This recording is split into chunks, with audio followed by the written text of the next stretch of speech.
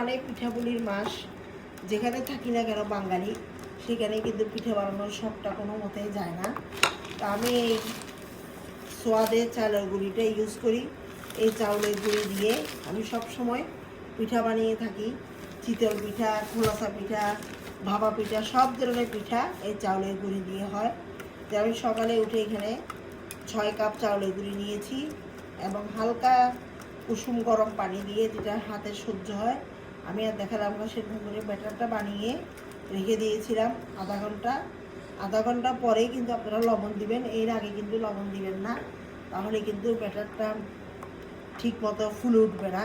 সেজন্য তো বেশি ইম্পর্টেন্ট যেটা, সেটা হচ্ছে এই যে বিটার দিয়ে প্রায় 15-20 মিনিট ধরে আমি বিট করেছি।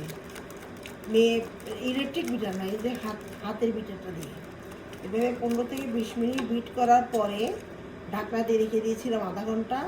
এখন আধা ঘন্টা পরে পিঠে বানিয়ে আপনাদেরকে দেখাবো। এরপরে এভাবে 7-8 বার উল্টিয়ে পাল্টিয়ে আবার 1 চামচ নিয়ে, এই যে আমি মাটির খোলাতে বানাচ্ছি, আপনারা যে কোনো ফ্রাই প্যান অথবা লোহার কোনো খোড়া থাকলে বানাতে পারেন। তারপরে একটা ডেকচিতে এরকম করে নর্মাল পানিতে ঢাকনাটা ভিজিয়ে রাখবেন। সেই ঢাকনাটা এরকম নর্মাল পানি থেকে তুলে, এটা একটা টিপস, দিয়ে ঢেকে দিবেন।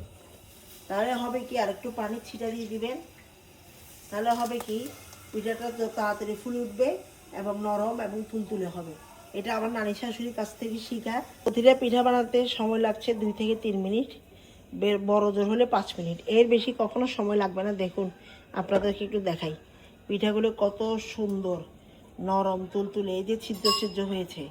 চিতল পিঠার একটা সিস্টেম হচ্ছে, পিঠাটা অবশ্যই ছিদ্র ছিদ্র হতে হবে, ফুলে উঠতে হবে। দেখেছেন, ডাইরেক্টলি আপনাদেরকে দেখাচ্ছি। এভাবে করে একটা একটা পিঠা বানিয়ে নিচ্ছি এবং আপনারা আমার রেসিপি দেখে এভাবে পিঠা বানালে অবশ্যই 100% গ্যারান্টি আপনাদের পিঠা নরম তুলতুলে এবং এরকম ছিদ্রযুক্ত চিতল পিঠা হবে। এভাবে করে একটা একটা পিঠা উঠিয়ে নিচ্ছি। কি অনায়াসে উঠে গেছে দেখছেন।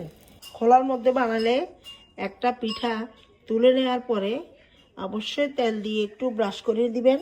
আপনারা যদি ন্যাকড়া দিয়ে করতে চান করতে পারেন। এভাবে তেল দিয়ে একটু ব্রাশ করে না দিলে পরবর্তী পিঠা দিলে ওটা তোলার সময় কিন্তু আটকে যাওয়ার সম্ভাবনা থাকে। যেখানে আপনারা বানান, খোলাতে বানান অথবা এরকম লোহার, মাটির, এই যে এগুলো পাওয়া যায় সব জায়গায়, নিউ ইয়র্ক আর নিউ জার্সিতে আরও বেশি পাওয়া যায়। তা আমি নিউ ইয়র্ক থেকে নিয়ে এসেছিলাম আমার মেয়েকে দিয়ে। এরকম করে বানালেও প্রথমবার উঠানোর পরে দ্বিতীয়বার একটু তেল ব্রাশ করতে হয়। এভাবে করে তেল ব্রাশ করে দিয়ে তারপরে পিঠার খামিরটা দিতে হবে, নাহলে কিন্তু খোলাতে আটকে যাওয়ার সম্ভাবনা থাকে। এটা আপনারা অনেকে জানেন, তারপরে একটা গুরুত্বপূর্ণ টিপস আপনাদেরকে দিলাম। এই দেখুন কত সুন্দর হয়েছে দেখছেন পিঠা। এটা আমি নিউ ইয়র্ক থেকে নিয়ে এসেছিলাম খোলা। এটা হচ্ছে লোহার। এইভাবে করে একটু করে খুঁচিয়ে দিতে হবে, নাহলে কিন্তু উঠে না, আটকে যায়। কারণ কয়েকবার বানিয়েছি তো আমি আগে, এসে জন্য এভাবে করে আপনাদের কি এটা দেখানোর জন্য ছিদ্রযুক্ত হয় সেটাই। মানে আমেরিকায় অনেক সময় বিদেশি যারা থাকে তাদের পিঠা নাকি সুন্দর হয় না, অনেকে আমাকে বলেছে। তো আমাগুলো নাকি সুন্দর হয়। দেখুন এই শুধু এটা দেখানোর জন্য কত ছোটো ছোটো সুন্দর ছিদ্র ছিদ্র। পিছন দিকে দেখুন, দেখেছেন সামনে পিছনে। তো আমার রেসিপি দেখে অবশ্যই আপনারা বানাবেন, যাদের হয় না তাদেরও হবে ইনশাল্লাহ। খেজুরের গুড়ের রসে ভিজিয়ে রেখেছি চিতই পিঠা রাতের বেলা। কালকে সকালে ভোরে উঠে এই চিতই পিঠা খাবো, রসে টইটুম্বুর, খুবই মজা হবে ইনশাল্লাহ।